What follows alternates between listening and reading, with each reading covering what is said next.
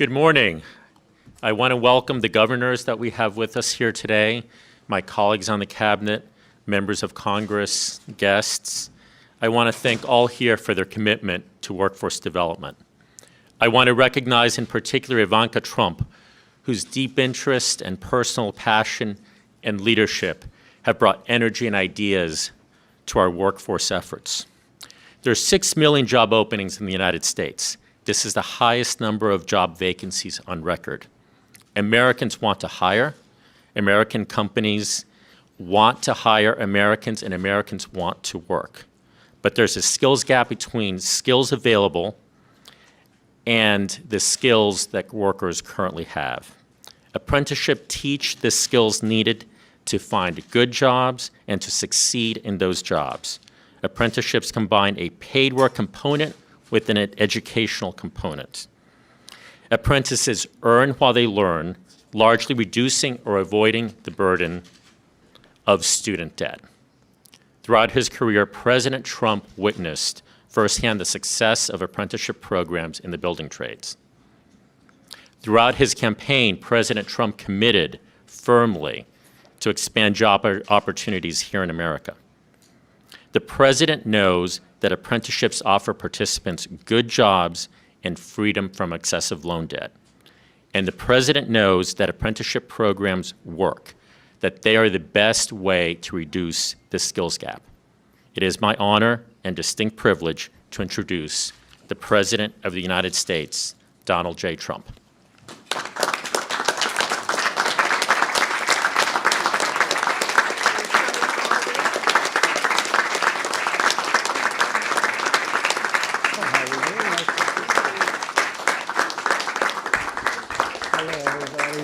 Hello, everybody. Thank you. Good morning. Thank you for all being here. Before beginning today, I'd like to take a moment to again send our thoughts and prayers to my friend and the friend of most of us in this room, Steve Scalise, and his great family as he continues his very brave fight. It's been much more difficult than people even thought at the time. He's in some trouble, but he's a great fighter and he's going to be okay, we hope. I visited Steve and his family at the hospital last night, and I reassured them that the entire country is pulling for them, praying for them, and that we are here for them every single step of the way. America's hearts, and we mean this in the truest sense, sends its love. We got a lot of hearts in this country, great hearts, and they're all sending their love and support to the Scalise family. And Steve, in his own way, may have brought some unity to our long divided country. We've had a very, very divided country for many years. And I have a feeling that Steve has made a great sacrifice, but there could be some unity being brought to our country. Let's hope so. While at the hospital, I also visited with Special Agent Crystal Griner, terrific young woman, of the Capitol Police and her family. Crystal is one of the 2 Capitol Police officers who saved so many lives through her heroism, along with Special Agent David Bailey. They ran right into the fire. They ran right into those guns and the bullets, and they saved a lot of lives. America salutes both of their courage. They have great, great courage. We all salute them. We also salute the men and women of the Alexandria Police Fire and Rescue and all of the first responders. The timing and the speed and the professionalism was incredible. They performed with bravery and with skill. Finally, our heartfelt prayers go out to Matt Micah, who was badly wounded in the assault. To Matt's family, anything you need, we are here for you. Hopefully Matt will be okay. In these difficult hours, it's more important than ever to help each other, care for each other, and remind each other that we are all united by our love of our great and beautiful country. We're joined today by Secretary Acosta, Secretary Ross, and Administrator McMahon as we prepare to make a historic announcement to train Americans for the jobs of the future. We have a lot of companies moving into this country. You see the unemployment rate is at a very, very low level. Job enthusiasm and manufacturing, business enthusiasm is at record levels, never been higher. And a lot of good numbers are coming out, including almost $4 trillion in gain to the stock markets. And since the election, $4 trillion. We just signed a big deal yesterday for hundreds of millions of dollars worth of equipment and military equipment going to be made in this country, in our country, for other countries. We've got it going. We have to make sure the people are here and they're going to be well trained. So I want to thank my daughter Ivanka and her leadership. She has worked so hard on this. She understands how important it is. We're training people to have great jobs and high-paying jobs. And we're here today to celebrate the dignity of work. It's really a good term, dignity of work, and the greatness of the American worker, which I've been celebrating for a long time. Probably wouldn't be here if it weren't for the American worker. And the American worker sees what's happening in Michigan and in Ohio and in a lot of places that we've had a huge impact on just in a short period of time that I've been here and this administration has been involved. We have a lot of companies moving in. A lot of plants are going to be built. A lot of plants are being expanded. And big ones are going to be announced very soon. We're going to hear some very big names that I can't tell you about now. We want to get them signed on the dotted line. We don't want to talk too quickly. It's called sign them on the dotted line, right? In just a few moments, I'll be signing an executive order to expand apprenticeships and vocational training to help all Americans find a rewarding career, earn a great living, and support themselves and their families, and love going to work in the morning. We will be removing federal restrictions that have prevented many different industries from creating apprenticeship programs. We have regulations on top of regulations, and in history, nobody has gotten rid of so many regulations as the Trump administration. And that's one of the reasons that you see the jobs and the companies all kicking in so strongly. I think some very good numbers are going to be announced, by the way, in the very near future as to GDP. So we're empowering these companies, these unions, industry groups, federal agencies to go out and create new apprenticeships for millions of our citizens. Apprenticeships place students into great jobs without the crippling debt of traditional four-year college degrees. Instead, apprentices earn while they learn, which is an expression we're using, earn while you learn. We're joined today by apprentices who know firsthand how these programs can bring new hope and new opportunities. We're also joined by some of the country's great governors, and I appreciate them very, very much for being here and for being here. We just had a meeting in the cabinet room.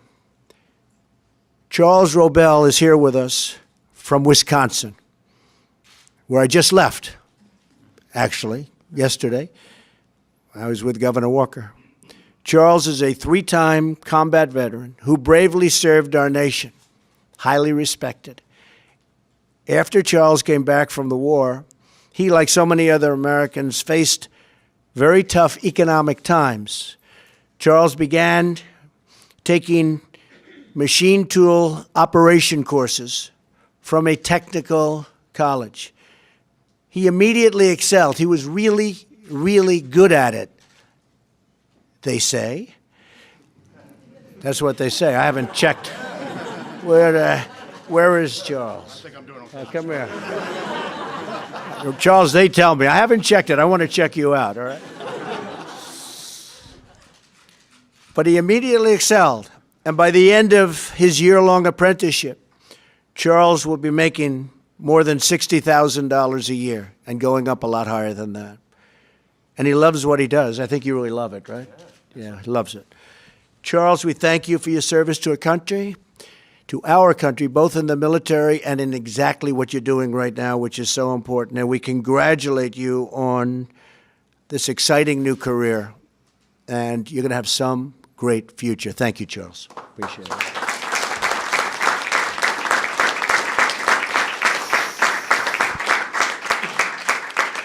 Each of the apprentices here today has their own story and their own dreams. That's what they are, dreams.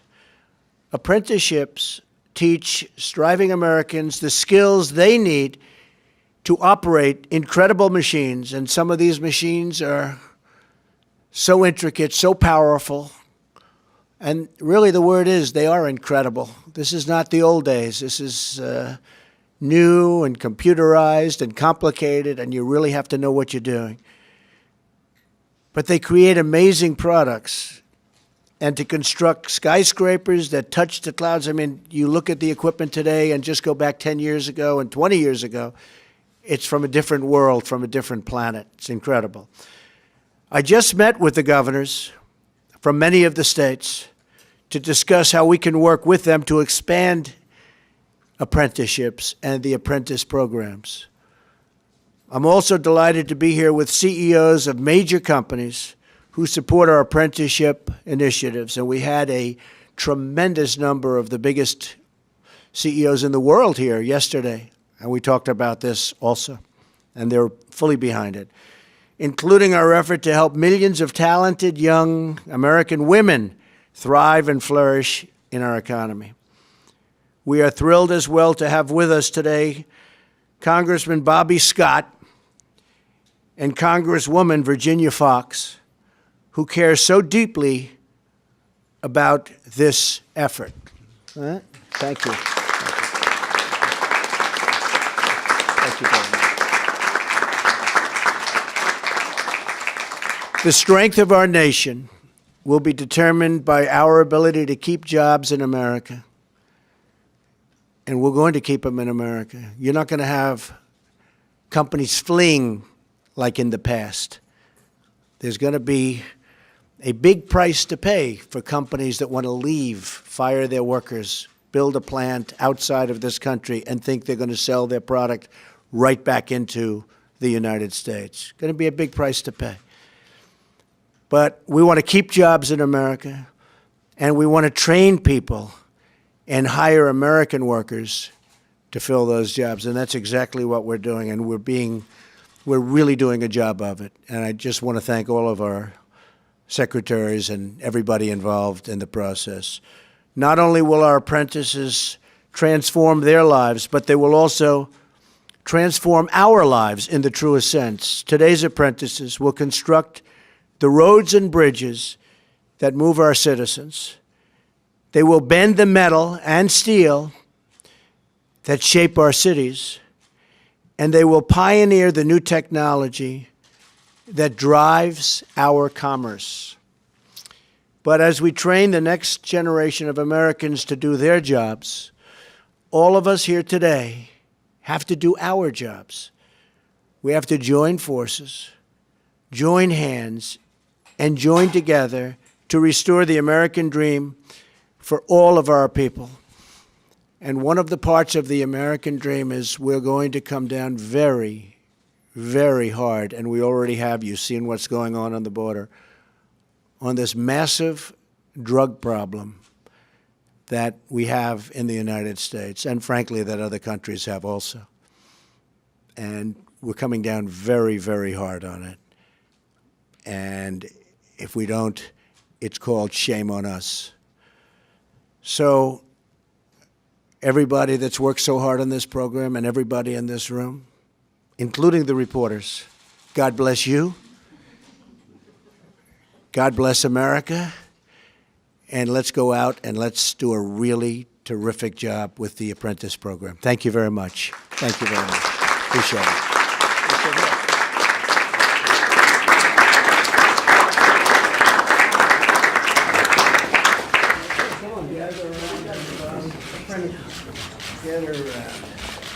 This is a big one. Right, Linda? Yes, sir.